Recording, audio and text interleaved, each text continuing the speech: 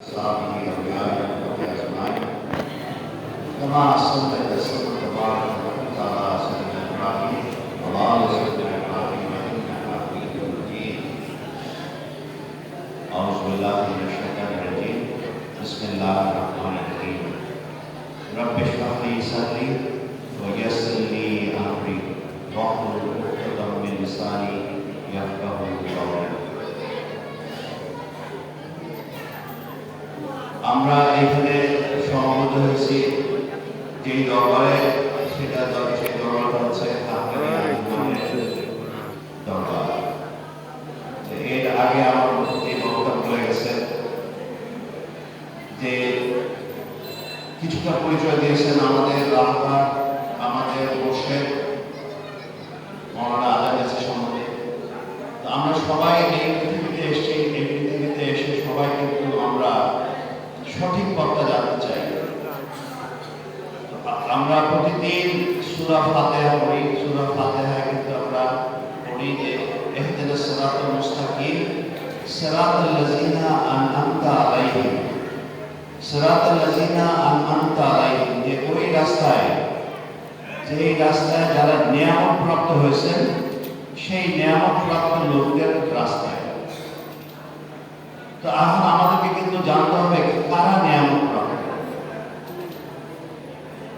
কারা নিয়ামত প্রাপ্ত। যদি নিয়ামত প্রাপ্তদের রাস্তা আমি প্রতিদিন দোয়া করছি যে আমি নিয়ামত প্রাপ্তদের রাস্তা আমাকে দেখাও, তো সেই রাস্তাটা আমাকেও জানতে হবে যে কারা নিয়ামত প্রাপ্তদের গুণাবলী কি, সেটাও কিন্তু আমাকে জানতে হবে। তো নিয়ামত প্রাপ্তদের গুণাবলী কিন্তু আমার আগের বক্তা মেহবুল্লাহ সাহেব খুব সুন্দর করে বুঝিয়েছে। আমাদের মুর্শিদ হুজুর কেবলা আজাদ ছিলেন নিয়ামত প্রাপ্ত একজন ওলি, এবং সেই নিয়ামত প্রাপ্ত ওলিরই আমরা অনুসরণ করি, সেই সিলসিলায় আমরা কিন্তু ফলো করি, এবং সেই সিলসিলাটারও উনি খুব সুন্দর বিবরণ দিয়েছেন যে হুজুর কেবলার পরে সুফি মুয়াজ্জেজ সাহেব ছিলেন, সুফি মুয়াজ্জেজ সাহেব পরে সুফি খান বাহাদুর সাহেব, সুফি খান বাহাদুর পরে সুফি আবেদ সাহেব, সুফি আবেদ সাহেব পরে সুফি শামসুদ্দিন সাহেব, সুফি হাকিম সাহেব, এবং এই ধারাবাহিকতায় আমরা কিন্তু হাক্কানি আঞ্জুমান পরিচালনা করছি। কিন্তু তারপরেও যেটা হয় যে এইখানে বিভিন্ন জায়গায় আমাদের এই বাংলাদেশে হাক্কানি আঞ্জুমান হয়েছে, বিভিন্ন জায়গায় বিভিন্ন শাখা হয়েছে, শাখা প্রশাখা হয়েছে। তো আমার আন্তরিক প্রচেষ্টা যে এই সমস্ত শাখা প্রশাখার সাথে যোগাযোগ স্থাপন করা, এবং এই বছরের যে আমাদের উৎসব হয় ফতুল্লাহ, এই ফতুল্লাহকে আমরা একটা মার্কাজ বানাতে চাই, এটা একটা সেন্টার বানাতে চাই, এইখানে যাতে সারা দেশের লোক সেই একদিনের যে আমাদের বাৎসরিক উৎসবগুলো হুজুর কেবলা আজাদ কাছে যে উৎসবটা হয়, যে তারিখটা হয়, সেই তারিখটা আমরা ঠিক করতে চাই, একই ডেটে আমরা করতে চাই, এবং এইখানে আমরা চাই যে সারা বাংলাদেশের লোক আসুক এবং তারা এখান থেকে ফয়েজ লাভ করুক। এই ফয়েজটা শুধু দিনের ফয়েজ না, দুনিয়ারও ফয়েজ আমি মনে করি যে সবার পাওয়ার দরকার আছে। এই দুনিয়া থাকতে হবে আমরা যেটা বলি যে দিন দুনিয়ার শান্তি ও মঙ্গল, সেই দুনিয়ার শান্তি ও মঙ্গল করতে হবে, দুনিয়াতেও আমাকে কিছু করতে হবে। সেটাও কিন্তু আমাদের রাহবার আমাদের মুর্শিদ কিন্তু সেরকম ব্যবস্থা করেছিলেন।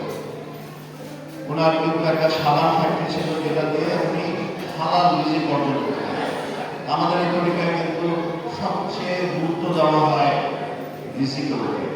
আমার রিজিক যদি হালাল না হয় তাহলে আমার বাকি কাজগুলো সবই বৃথা। এটা শুধু সময় নষ্ট করা। সর্বপ্রথমে আমাকে দেখতে হবে যে আমার রিজিক হালাল কিনা। সেই হালাল রিজিকের অন্বেষণ করা উচিত, সেই হালাল রিজিক দেখা উচিত যে কিভাবে আমি হালাল রিজিক পাবো, এবং হালাল ও হারামের তফাৎটা আমার জানা উচিত। সেই জন্য এরকম একটা দরকার যেখানে আমি কিছু গাইডেন্স পাবো। হাক্কানি আঞ্জুমানের এই দরবারটা হচ্ছে এরকম একটা দরবার, সেখানে কিন্তু সেই সেই দিক নির্দেশনাগুলো দেওয়া হয়। আমাদের রাহবাররা কিন্তু অক্লান্ত পরিশ্রম করেছে যে মানুষকে দিক নির্দেশনা দেওয়ার জন্য। হুজুর কেবলা আমাদের কাছে উনি তার জীবন উৎসর্গ করেছিলেন এই কাজে। তার জীবনের লক্ষ্য উদ্দেশ্যই ছিল একটা, যে কিভাবে আল্লাহ মানুষকে আল্লাহর সাথে পরিচয় করে দেওয়া। এটাই ছিল তার সারা জীবনের সাধনা। এবং আমাদের রাহবাররা ঠিক একই কাজ করেছে। কিছুই ছিল না, এই রহমতুল্লাহ বসার জায়গাও ঠিক ছিল না, পর পিছিয়ে এখানে আমরা শুরু করেছি। কিন্তু তারপরেও দূর দূরান্ত থেকে আপনারা আসছেন, এবং আসছেন এই কারণেই যে ফয়েজ দেওয়ার উদ্দেশ্যে। এবং আমার দৃঢ় বিশ্বাস যে আপনারা অবশ্যই সেই ফয়েজ লাভ করেছেন, আপনারা সেই উপকারটা পেয়েছেন, এবং সেই উপকারটা পাওয়ার জন্যই কিন্তু প্রত্যেকবারই আসে।